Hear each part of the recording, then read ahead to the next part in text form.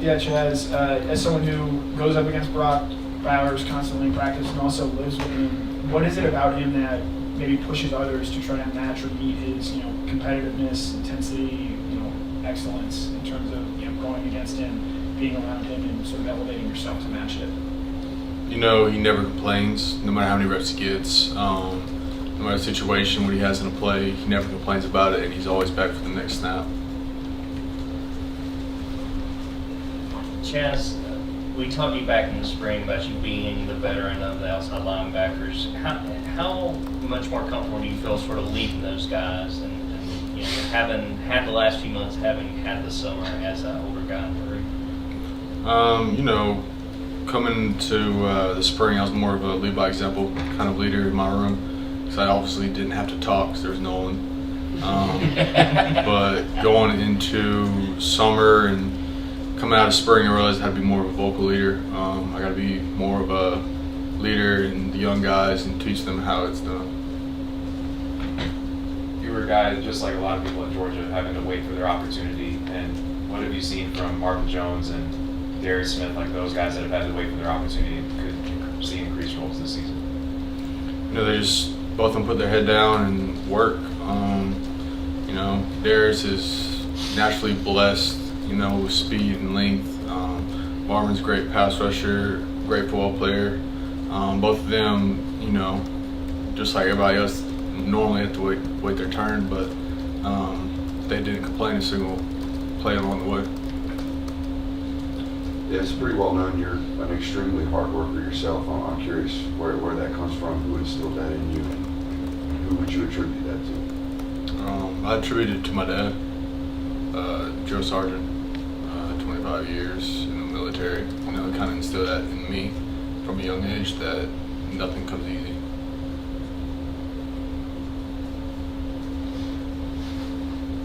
Chaz, you talked about having to welcome being more of a vocal guy. How much of an adjustment has that been for you, being willing to speak out and willing to keep those guys going in the right direction? I had to do it in high school, so it was on a different level in college, but I had experience doing it from previous times, so I just had to get back into the role.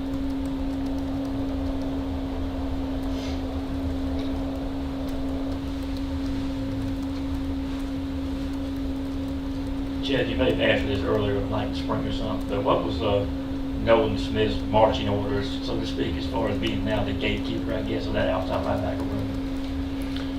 Physicality, first off. Everybody has to be physical. We don't get beat. We always have edges. We always close on counter, and we're asked to do most jobs on the field, really, because we're pass rushing, setting the edge, dropping. So being the best on the field is a priority in the outside linebacker room.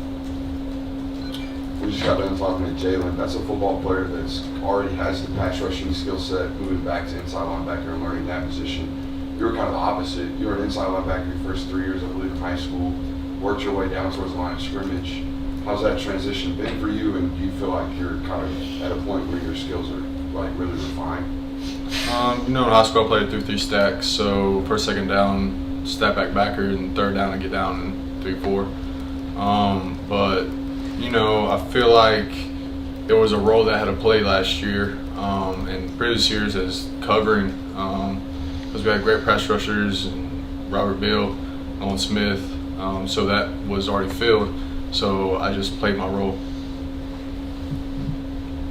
Talking about Jalen again, his first chance really we had to pick his brain a little bit. What have you seen from him first doing that cross training and now, obviously spending a lot of time at the inside linebacker? Just what have you seen from him in being able to make that transition? What kind of player would you describe him?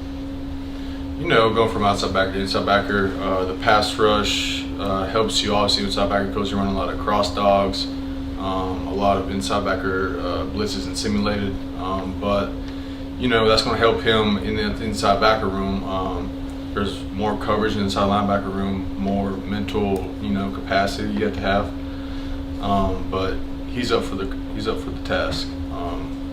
He's mentally strong, and he's got all the abilities. Chaz, I mean, you're going into your third season, you know, I mean, what are you looking to really progress in your own game now, kind of leading that edge rusher room? Just taking the footsteps of those before me. You know, there's great outside linebackers from Georgia, Lorenzo Carter, Nolan Smith, Robert Bill. Those guys set a pathway and a way of how to do it, and just trying to follow by that standard.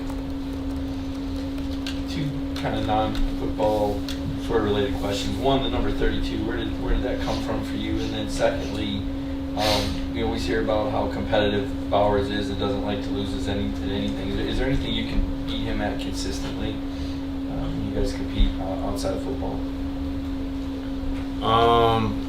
Number 32,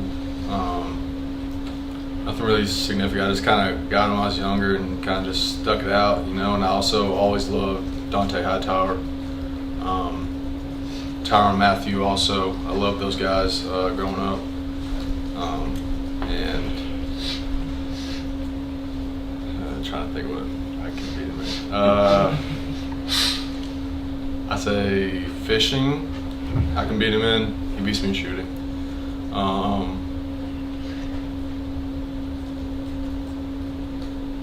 There's not a lot I can beat him consistently in. Chaz, what have you seen from the three freshmen outside linebackers going through the first fall camp? How do you feel like they've held up to this fall camp? It's always an adjustment, especially in fall camp, because you're getting installs every single day.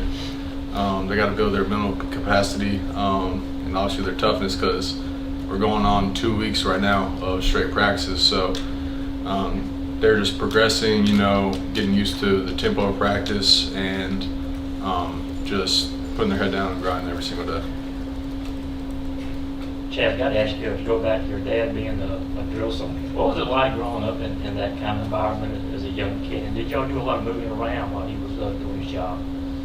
Yeah, I lived at Fort Jackson and a couple more in Mississippi, maybe Texas for a week or two. But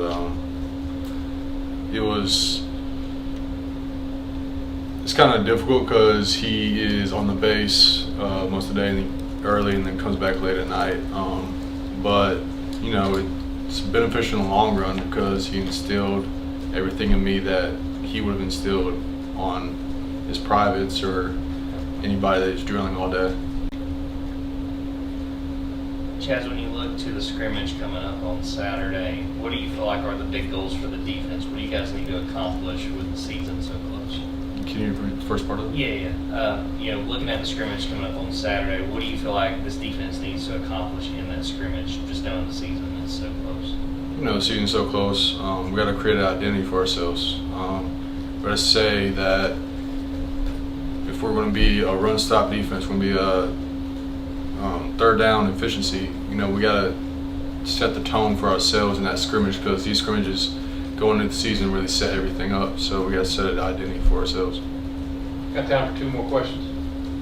You told us last season that your nickname on the team was the White Wolf. Does anybody else on the team have a better nickname than that, or do you have the best nickname on the team?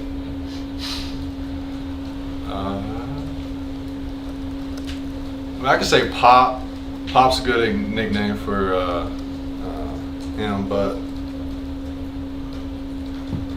I'm sure there's more. I just can't think of it right now. Yeah, I know with the quarterbacks, you're not really tackling them in practice out there, but what's the escapability of these guys compared to Stetson, who obviously can make plays with his feet a lot?